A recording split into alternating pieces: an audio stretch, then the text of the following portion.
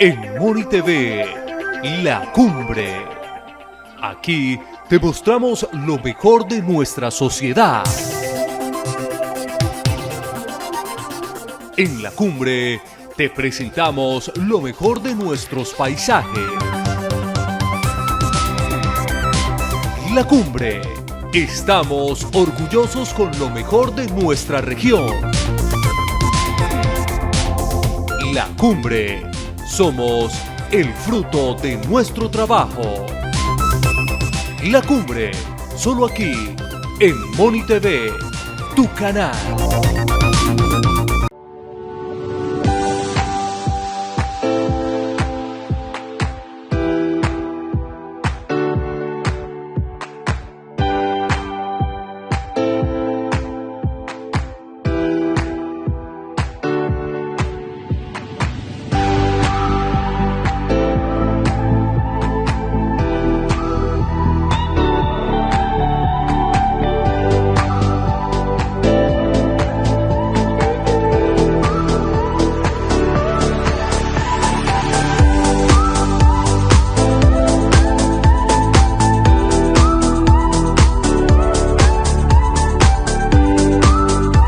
Iniciamos un nuevo programa de Diálogo La Cumbre Televisión, que va dirigido a los pueblos de las provincias de Ricaurte en Boyacá y de Vélez en Santander.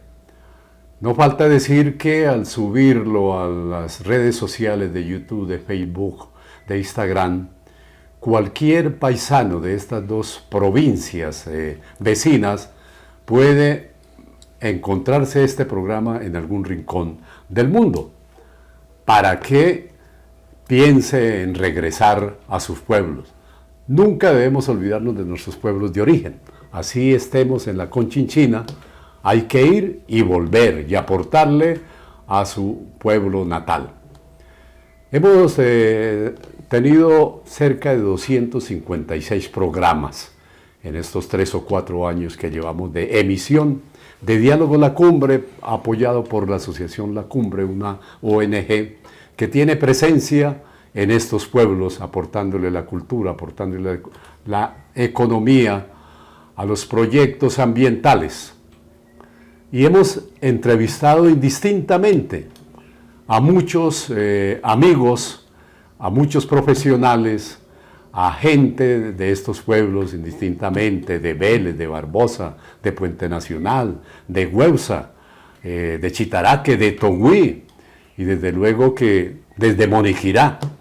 Y otros invitados también profesionales que le han hecho excelentes aportes a las presentes generaciones que siempre nos siguen en este programa cada 8 días. Hoy tenemos un invitado moniquireño.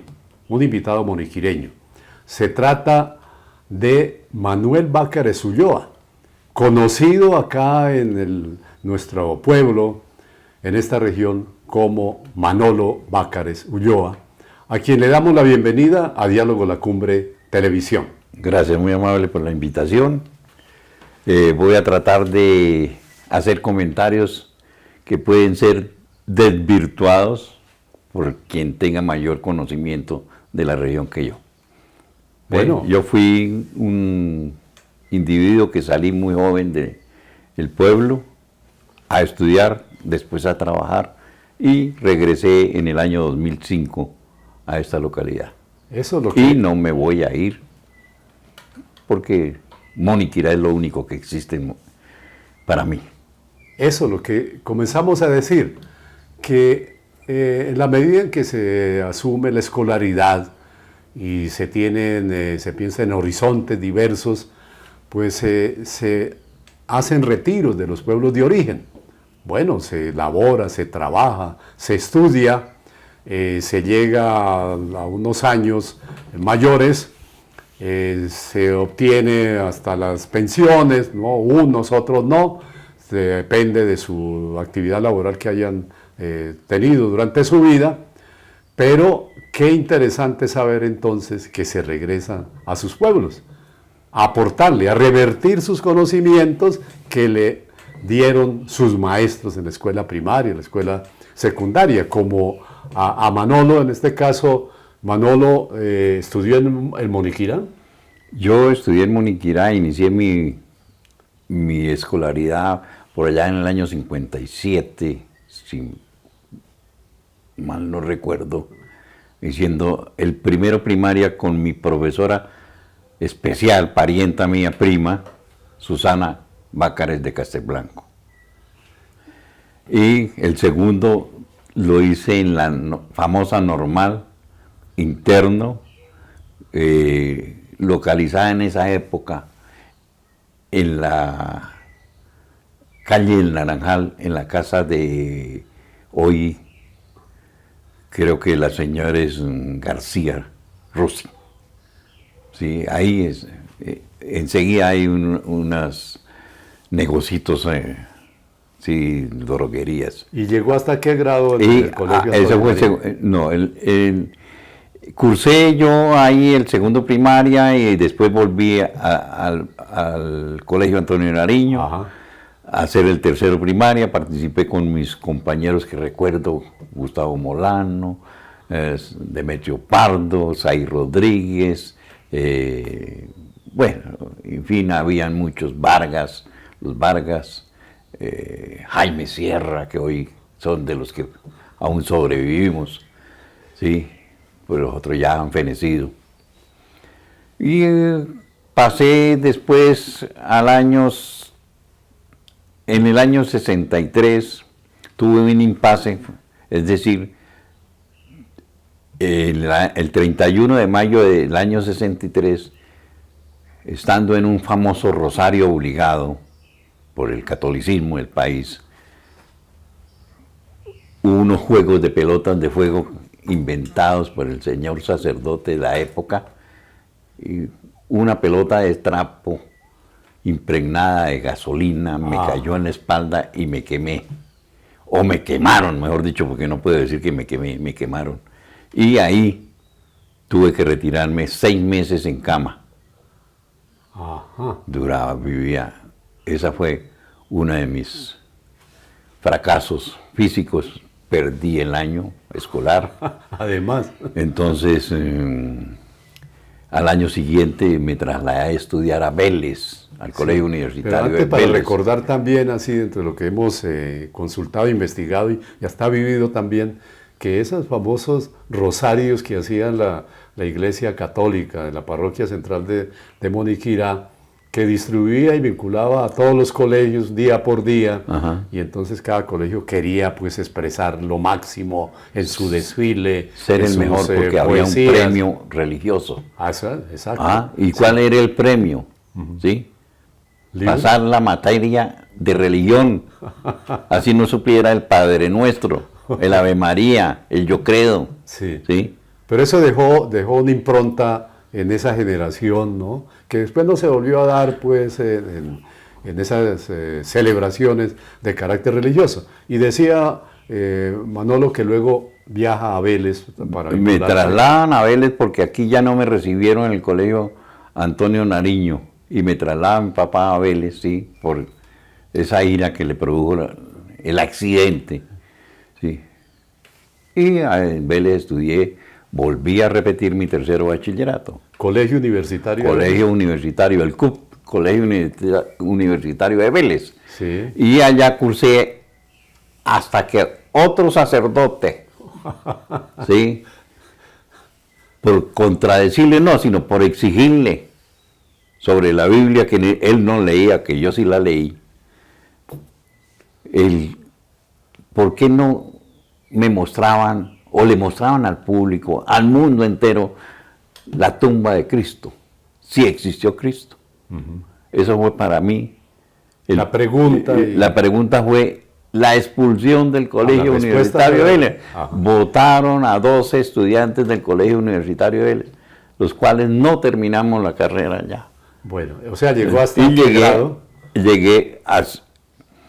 estaba haciendo el sexto de bachillerato Ya, en el esa sexto. época, hoy 11 creo que se Sí, llama sí, la sí. denominación, y ahí me vine a Moniquirá a comentarle a mi papá. Yo tuve un recorrido, Bucaramanga, San Gil, Socorro, Bogotá, buscando colegios para antes de decirle a mi papá Sí. que me habían expulsado. Ah, Pero él sabio y económicamente discapacitado para darme estudios en otras poblaciones, entró aquí al colegio de Moniquirá, ya instituto integrado, ¿sí? Antonio Nariño, y habló con el rector.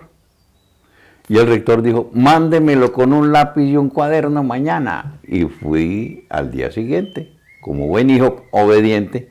Entonces, Sí, termina el estoy- bachillerato en Moniquirá. Termino mi bachillerato en Moniquirá. Yo soy bachiller de 2 colegios.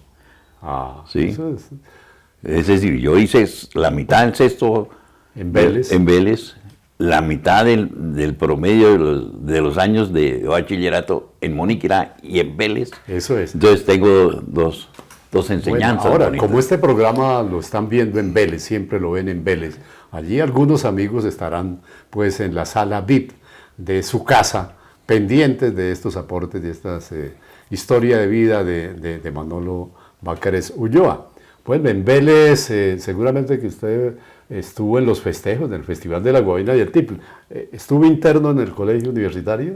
Toda mi época estudiantil en Vélez fui interno, ¿sí? Bajo la tutela de un gran profesor, eso sí, acérrimo enemigo por política.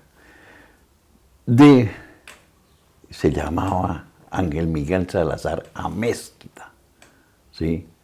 Un hombre que forjó buenos estudiantes, forjó hombres en Vélez. Qué ¿sí? bueno, qué Era bueno. muy estructurado en eso, pero sí, era recio. Exigente. No hablemos de exigente, Sí, ¿no? era un gran maestro. Gran maestro. Era un gran maestro, y lo único que yo recuerdo es a mon petit cabal gris, a París, ¿sí? Ese era lo que más sabía él en francés, y era mi profesor de francés, o fue el profesor de francés. Y el francés dejó de De enseñarse, y es enseñarse uno de los idiomas de escolaridad actual, ¿no? fantásticos. Sí. Ahora, y esas ferias y fiestas de la Guabina y el Tiple, en la época en que se celebraban y ustedes allí estudiando, ¿de pronto se escapaban por la noche del internado? No es que se escapara, es que lo que pasa es que no volvíamos al internado. Nos daban permiso hasta las 8 de la noche en las ferias y fiestas, ¿sí? Y como buenos internos que éramos, que íbamos a regresar a las 8 de la noche, así no tuviéramos dinero para salir, pero teníamos los ojos para ver, Sí, ¿sí? Y habían a grandes amigos sí, que lo invitaban a uno de pronto a una cerveza o un aguardiente, Sí. como veleño puro que es. Super machos que son veleños, ¿sí? Ajá. ¿sí? Por eso se dice de Vélez y muy de Vélez. Vélez y muy de Vélez. ¿sí? Y en las Al calles trago. vivió la Guabina, habían grupos campesinos cantando, mujeres bailando, la Guabina cantando. tocando. La Guabina se presentaba en el parque, en ese tiempo la plaza de mercado frente a la iglesia, atravesada de por sí. ¿sí? Los veleños no saben por qué es atravesada. Pero ahí se montaba una tarima y ahí se hacían las presentaciones. Había una tarima, sí, después la hicieron en cemento, y se hacían las presentaciones de todos los campesinos de la región. Bolívar, Sucre, Chipatá, La Paz, bueno, todos los circunvecinos ahí, Hueusa. Y allá interpretaban la famosa Guabina, ay, ay, ay, sí, la Guabina. Sí. ¿sí? Ahora, una cosa que me llama la atención ahora, que lo escucho, dice la iglesia atravesada de Vélez. ¿Usted tiene alguna versión de por qué? Creo que la condición de construir una iglesia es que la portada debe dar al oriente o al frente. occidente. Ajá. No tengo, el norte y el sur quedan tapados. Si me equivoco, pues que me corrijan, pero me parece que es que la entrada debe quedar al oriente de la salida del sol o al occidente, una de las dos. La entrada de las iglesias católicas. Las otras no tienen, las otras son copias, La primera parte de este programa, pues... pero no he escuchando- terminado yo mis estudios. No, había terminado. Bueno, y ahí continuó. Yo terminé mi bachillerato aquí en Moniquirá, Sí. después ingresé en el Externado de Colombia a hacer la carrera del Derecho, Ajá. en el año 70. Y creo que me equivoqué de carrera, no me agradaba mucho y me retiré, o me retiraron. Yo ya no recuerdo, o no quiero recordarlo. Y volví a estudiar Derecho en el año 77 en la Universidad Libre de Colombia, ¿sí? E hice hasta el 4º año de Derecho, por economías, por haberme casado, por tener que soportar la manutención de 2 hijas que adoro, ¿sí? Me tuve que retirar, porque no tuve con qué continuar sobreviviendo en Bogotá. En esa época, cuando ya estaba, me separé. Y antes de separarme, ingresé como empleado de la Universidad Nacional de Colombia en Bogotá, de la Cooperativa de Profesores de la Universidad Nacional. ¿Sí? Y ahí fue, y pasé ya a la vida laboral.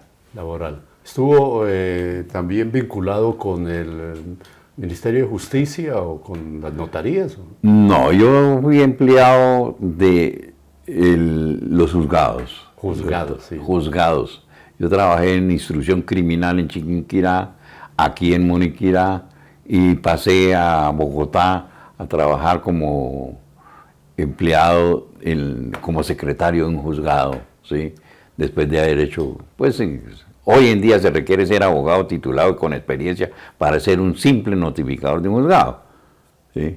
No hablemos de simple. Sí, no, ¿sí? de simple no. Pero porque, digamos, es es la escala más baja en salario, ¿sí? Pero todos tienen la misma responsabilidad, cosa que no la tienen hoy en día los empleados del Estado, ¿sí? Porque son políticos quienes lo sostienen, quienes lo soportan, no sus capacidades mentales. Eso es. Entonces, decíamos, ¿no?, que en esta primera parte del programa, pues ya hemos venido escuchando parte de la historia de vida de don Manolo Bácares Ulloa.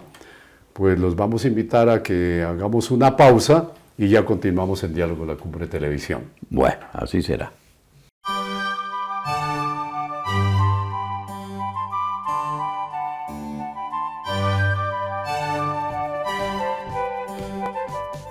Volvemos a Diálogo La Cumbre Televisión. Bueno, habrían tantos temas, ¿no?, como ustedes están observando, que se pueden abordar, y la idea de estos programas es que los niños, los jóvenes, la comunidad que ve los programas, pues conozca algún pasado reciente de las historias de estos pueblos, que tenemos que compartirlos para ir armando toda una gran memoria. Y ojalá, además de que queden los registros fílmicos, también se puedan escribir estas historias que son muy importantes para dejar un legado a las presentes y próximas generaciones. Hablando no de un pasado muy atrás, por ahí de las épocas de la década del 60 al 70, pues Manolo como niño, como joven, estuvo cercano al desarrollo de la industria del bocadillo, porque Moniquirá, Barbosa, Vélez, Guabatá, Puente Nacional y Mogotes, que queda más lejitos, siempre han tenido fábricas de bocadillo. Y aquí existieron hasta 135 fábricas en Moniquirá, que eran una industria casera, artesanal, familiar. Y por eso la familia Bácares tuvo sus fábricas de bocadillo. Estamos haciendo mención, por lo que se ha investigado, de don Segundo Bácares y doña Lucrecia, esposa Ulloa, tuvieron su fábrica de bocadillo. Y don Manuel Bácares y doña Lola, padres de Manolo, también en una de sus casas allí organizaron una fábrica de bocadillo. Manolo, por favor, cuéntenos de esa vivencia de esas dos fábricas de bocadillo. Lo que yo recuerdo, la de mi papá no la conocí porque yo no había nacido. Sí, eso fue por en el año 46 y a raíz de la muerte de Jorge Eliezer Gaitán. No hablemos de la muerte, del asesinato de Jorge Eliezer. Sí, se formó la violencia y él no pudo continuar con su fábrica de bocadillo.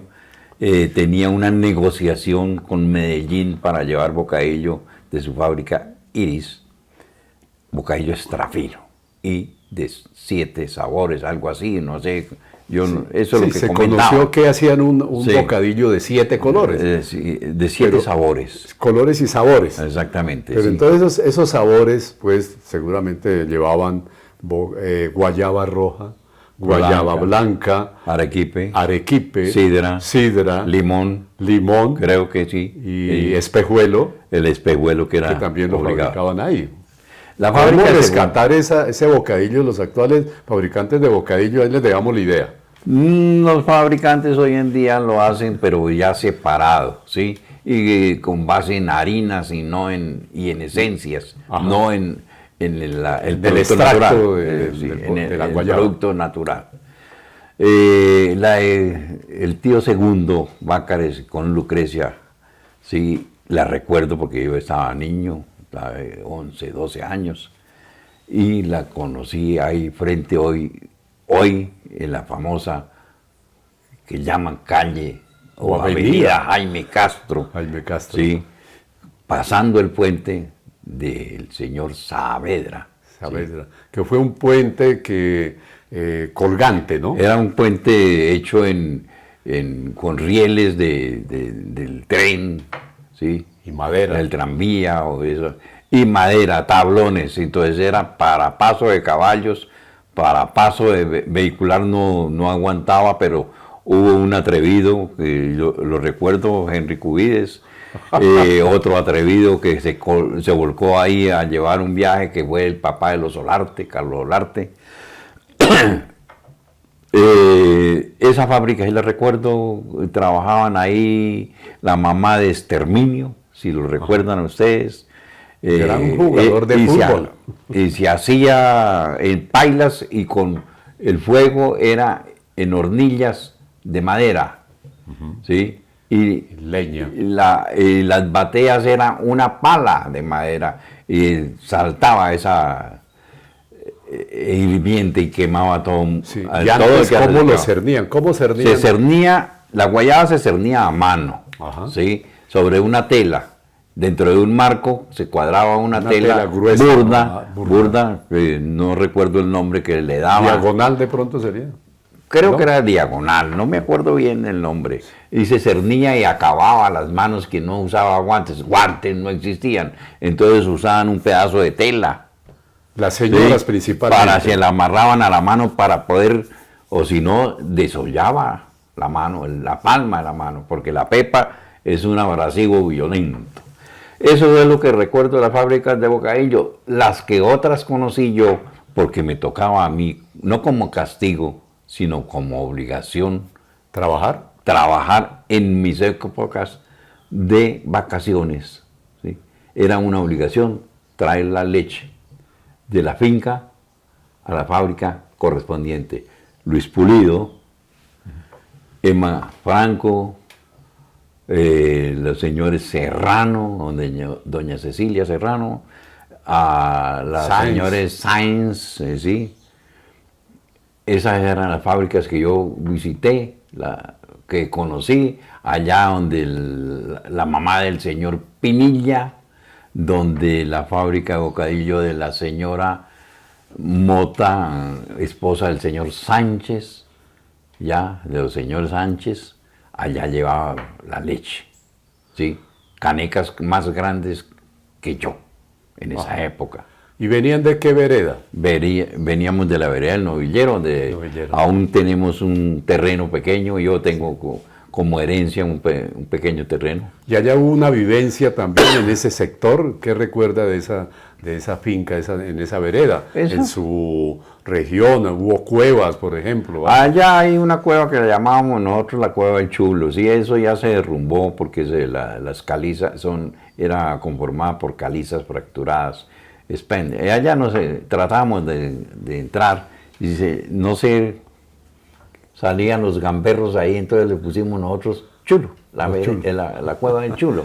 Fuera de que los murciélagos también eran los Sí, habitantes. los animales que les gusta la oscuridad en La el oscuridad. día para que no soportan la luz. Ahora, don Manuel Bácares fue una persona muy conocida acá, y doña Lola, ¿no? Ajá. Don Manuel fue dirigente del Partido Liberal en esas Mi épocas. papá se le asignó como liberal y jefe del Partido Liberal por los semiliberales que había en Moniquirá, ¿sí? Y que eran muy compinches de los conservadores. Lo determinaron como el jefe del Partido Liberal y por la violencia, ¿sí? No violencia conservadora liberal, sino por la violencia del poder de las tierras. Fue desalojado de Moniquirá. Sí, Y tuvo que viajar a Bogotá y dejar a su mujer aquí con este pequeño hijo de 2 años abandonado, ¿sí? Y una mujer embarazada. Ya. Ahora, y en esa relación, estando don Manuel en Bogotá, pues se ha conocido que doña Lola escribía muy bien cartas, unas misivas, que le enviaba a don Manuel con algunas solicitudes. Sí, se carteaban, Sí, ellos exacto, se carteaban. ¿sí? exacto. El correo de ese tiempo era casi mano a mano, porque no se podía despachar por el correo nacional. Al tratar de que lo podían capturar y leer qué era lo que se llevaba, para determinar en primer lugar, saber dónde vivía el señor Manuel Bácares Forero, en Bogotá, ¿sí? Y qué actividades desarrollaba en Bogotá. Él regresó luego a Moniquirá después de que Por pasara los toda años esa 52 tormenta. debió haber regresado. Yo creo que lo regresaron porque hubo peticiones de mi papá a los conservadores que quedaban acá, ¿sí? A los agresores del pueblo de esa época, porque son agresores unos como liberales en unos pueblos y conservadores en otros pueblos. Eso se dividió. Sí, pero don Manuel fue concejal de Moniquirá. Mi papá fue concejal de Bogotá, de Moniquirá, en buenos consejos de esa época, que eran de personas instruidas, no los actuales, que son muy pocos. Ahora, escasamente se han leído el periódico El Tiempo, no leído, deletreado. Deletreado. Ahora, ¿recuerda algún aporte que haya dejado como concejal don Manuel? ¿En alguna obra? Más o menos Sí. como personero de Moniquirá. También fue personero. Fue personero para quitarlo del consejo, ¿sí? Lo nombraron personero en Moniquirá en el año 63, cosa que fue complicada porque abandonó la finca y perdió todo, ¿sí? Desde ahí se empezó a sentirse la pobreza en la casa, porque él perdió su ganado, porque era ganado fino que había traído, ¿sí? De San Francisco. Holstein. Ganado Holstein, por allá en el sí. 60, 70. Estabulado. Fue Gran aporte, entonces, a la región. Fue el primer establo que se hizo con cornadizas, es decir, enganchar la res ahí.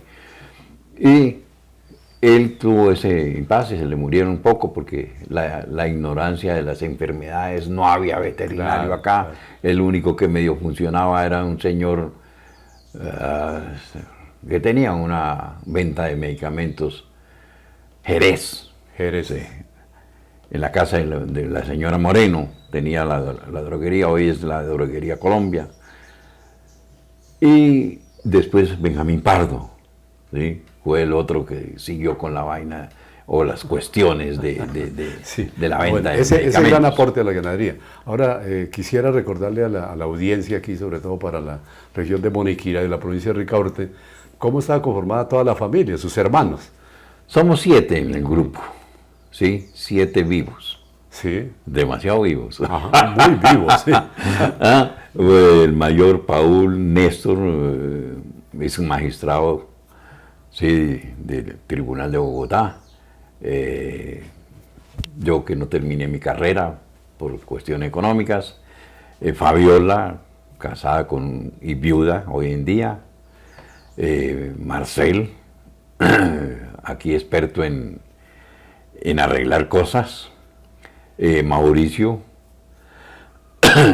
y Jaime el menor. Esa es la familia. Bueno, ahí es otra parte de este programa de Diálogo de la Cumbre Televisión, ¿no? Para que sigamos auscultando la historia, ¿no? En esos legados que familias de esta región pues le han desde luego aportado pues a lo que se llama el desarrollo de los pueblos. Vamos a hacer una segunda pausa y ya continuamos con don Manolo en este programa de Diálogo La Cumbre Televisión. Así será. Diálogos La Cumbre TV, un programa multitemas generador de identidad territorial. Véalo por nuestro canal Moni TV martes a las 8 a.m. y 5 p.m. con repetición los domingos a las 8 a.m. y a las 5 p.m. Asociación La Cumbre, actuando con cultura y solidaridad. Volviendo a Diálogo La Cumbre Televisión. Bueno, en esta historia de vida que estamos abordando con Manolo Bácares Ulloa, pues algunos amigos, ¿no?, aquí en Moniquirá, pues han encontrado, pues los amigos de nuestros y los amigos de Manolo en años más anteriores, que Manolo ha tenido, no sé si se llame un hobby o una práctica o un legado que le dejaron sus maestros, porque hay maestros que entregan desde su vocación y desde su trabajo muy activo grandes aportes a los estudiantes, en el aspecto artístico, en el aspecto cultural, en el aspecto histórico, en el área de la literatura, que a veces no la apreciamos tanto porque somos como muy practicistas, queremos que todo se haga, ¿no? Yo para leer no soy como muy bueno, dicen muchos estudiantes, pero esa es la esencia de un alumno y de un estudiante en una escuela. Pero Manolo se ha conocido como un gran lector, porque tenemos que seguir accediendo a los libros, a las bibliotecas donde existan en los municipios, en las casas. Cada casa no debe faltar una biblioteca, así sea de pocos libros, pero es ahí donde los niños, los hijos, los nietos, pues se acercan nuevamente y se convierten en grandes lectores de Manolo. Ajá. Sí, soy un captador de biblioteca, de libros, de lecturas. Yo empecé a leer muy joven, muy niño. Mi papá tenía en la finca un salón que se llamaba la biblioteca, donde se guardaban los libros que hoy se los apropió mi hermano mayor, los libros que tenía, ¿sí? Yo me encerraba ahí a leer con esperma, con la luz de esperma, me hurtaba o me robaba, si se puede hablar de robo, ¿sí?, las velas que se traían o se llevaban para la finca, y me daban las 3 o 4 de la mañana leyendo. ¿Qué leía yo en ese? Me recuerdo por allá en el año 58, 59, ¿sí?, aprendiendo a leer. Mi primer libro fue Quo Vadis, ¿sí? Quo Vadis. Sí. Después leí de Alejandro Dumas Los Tres Mosqueteros, que no eran 3, eran 4, con D'Artagnan, Aramis, Porthos, ¿sí? Después me leí El Conde de Montecristo, la historia de los reyes de Francia. Que eran libros densos. Después me leí la isla del tesoro. El tesoro de la isla, ya no recuerdo Sí, bien el nombre. ¿Sí? Eran libros que se tenían en la finca, que se leían, que se leyeron, que los leyó mi mamá, que los leyó mi papá, ¿sí? Los tiene hoy mi hermano mayor como tesoro, los guarda como tesoro, no los deja ver. Es un muy buen lector también, es un hombre de 300, de 500 libros en su biblioteca. Yo Oigan por ahí bien, no son yo dos libritos. escasamente tengo por ahí 1000, que me haya leído unos 5000 posiblemente, porque me prestan y yo devuelvo los libros después de leídos. Hay ¿sí? personas que se Y quedan con el estoy libro. ahí debajo. Sí, me permite el maletín que tengo ahí debajo, sí, por favor. Y yo siempre cargo en este pequeño maletín un libro. Ese es su Para mi compañero. soledad en las cafeterías, por ejemplo. Estoy leyendo esto, la historia de los crímenes de la religión católica, ¿sí?, del Vaticano. Qué buen dato ese, que siempre, ese para la soledad. hay momentos en la vida en que uno está solo. Sí, Por está alguna rodeado, razón. no, está rodeado de Sí. personas, está rodeado de personas, pero no tiene el mismo nivel de pensamiento de uno, entonces no es una compañía. Sí. Entonces yo prefiero un libro que lo cierro, lo abandono cuando yo quiera, ¿sí? El libro no me abandona porque se queda ahí. Sí. Los demás me traen malestares. Sí, pero además, digamos, como un comentario, es que también somos propiciadores de la lectura de obras, de textos, de revistas, de libros, y la mejor compañía al final es un libro cuando uno se encuentra en algún momento solo. Alguien que lo detienen y está en una cárcel, pues para que no caiga en depresiones, podría tener la compañía de un libro. Sí, O que va viajando en un vuelo, bueno, largo de 5 o 10 horas, bueno, lleve un libro. yo cedí varios O libros si va a de paseo a la cárcel de Mónica. a una finca, también que tenga la compañía de un libro. Esa es la mejor compañía. Continúe. Cuando yo viví en el Guainía, lo que llevé fueron libros a leer, porque leía con esperma, de noche, colgado de una hamaca. Yo duré 3 años en la selva, ¿sí? Pero no mal pensados, trabajando, buscando el oro, como decían los curripacos, el huirro, ¿sí? O como dicen los brasileros, ¿sí? El Yaranaima Cantabari. Todas esas cosas. Mi vida ha sido la lectura. La lectura. Ahora, ¿qué podríamos decirle a la audiencia por señalar algo, de esos libros leídos, cuál es el que más lo ha impactado? Todos. Todos. Le han dejado... No hay una libros enseñanza. malos.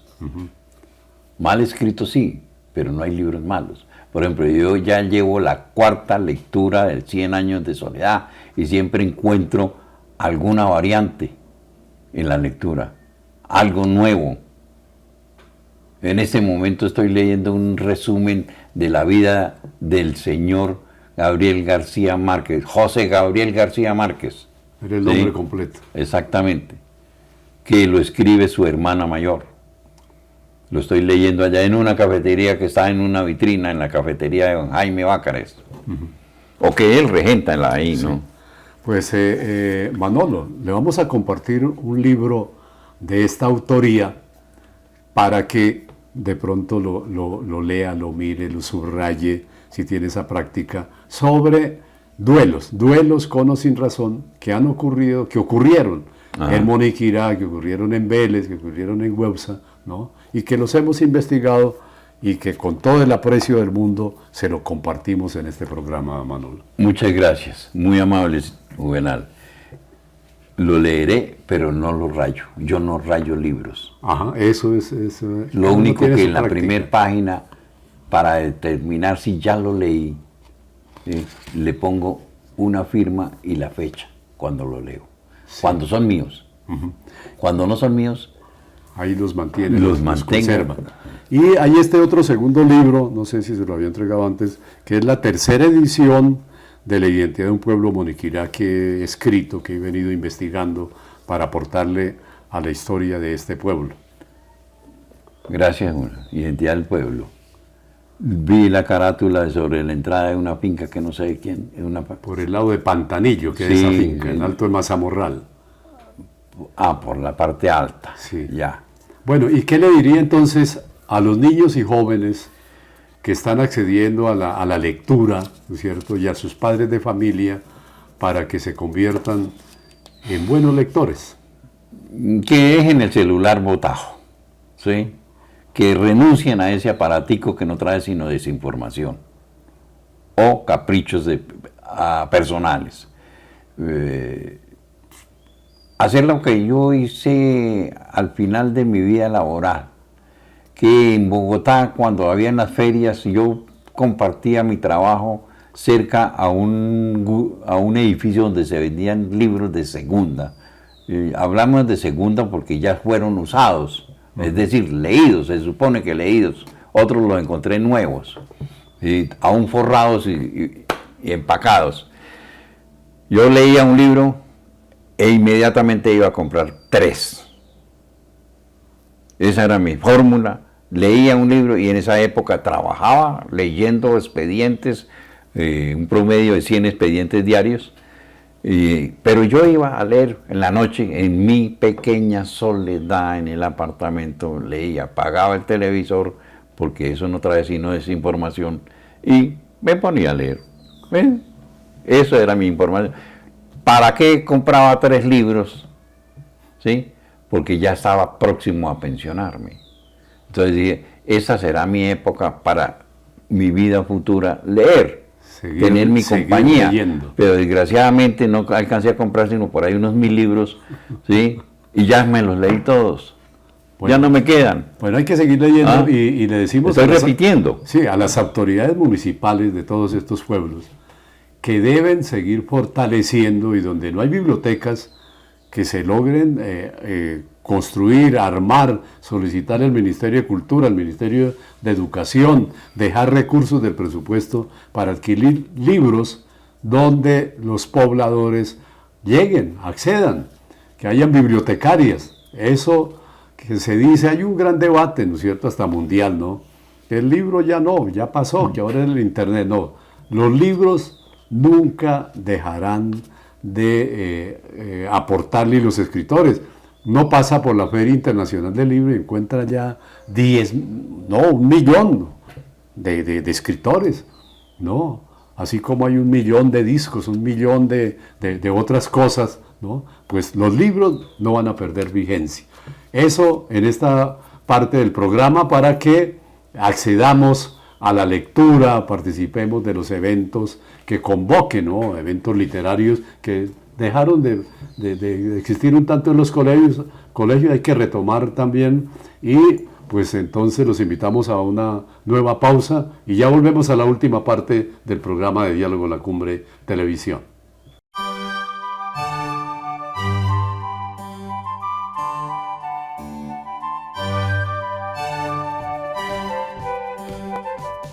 Bueno, la última parte del programa, no podíamos dejar de hablar de la Moniquirá de un pasado y de la Moniquirá de hoy.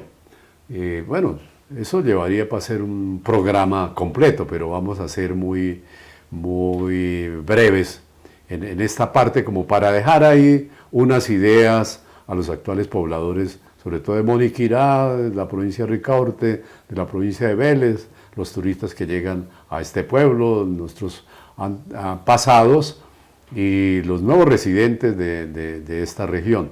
De la Moniquirá que vivió en su infancia, ¿qué recuerda?